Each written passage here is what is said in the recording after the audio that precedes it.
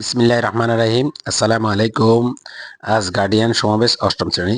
তো আমার প্রথম কথা হচ্ছে গার্ডিয়ানের কাছে বাচ্চাদেরকে মোবাইল থেকে দূরে রাখবেন, কারণ মোবাইলের কারণে বাচ্চারা লেখাপড়া অনেক নষ্ট হয়ে যাইতেছে এবং লেখাপড়া নষ্ট হয় মানে মোবাইল চায়, শিক্ষার মান কমে যেতেছে এবং গার্ডিয়ানরা অত্যন্ত সচেতনতার সাথে কাজ করবেন যেন বাচ্চাদেরকে মোবাইল থেকে দূরে রাখেন।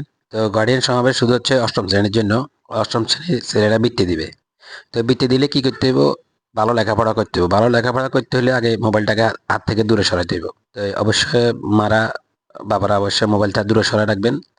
আর দ্বিতীয় ব্যাপারটা হচ্ছে বৃত্তি দিলে কার লাভ? বৃত্তি দিলে তিনটি লাভ। প্রথম লাভ হচ্ছে যে ছাত্র বৃত্তি দিবে সে একটু বাড়তি লেখাপড়া করবে এবং শিখবে, জানবে, তার অভিজ্ঞতা হবে, পরবর্তী সেই মেট্রিক পরীক্ষা কীভাবে হয় সে বুঝবে।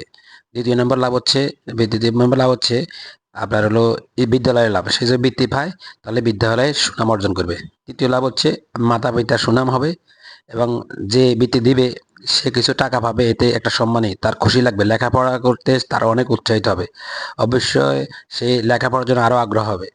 তাই অবশ্যই বৃত্তি দেওয়ার জন্য ভালো প্রিপারেশন নিতে হবে, ভালো করে লেখাপড়া করতে হবে এবং শিক্ষকদের কথা শুনতে হবে। প্রত্যেকটা মা বাপ যেন বাচ্চারা শিক্ষকদের কথা শুনে কথা বলবেন, একটা নৈতিক শিক্ষা শিখাইবেন।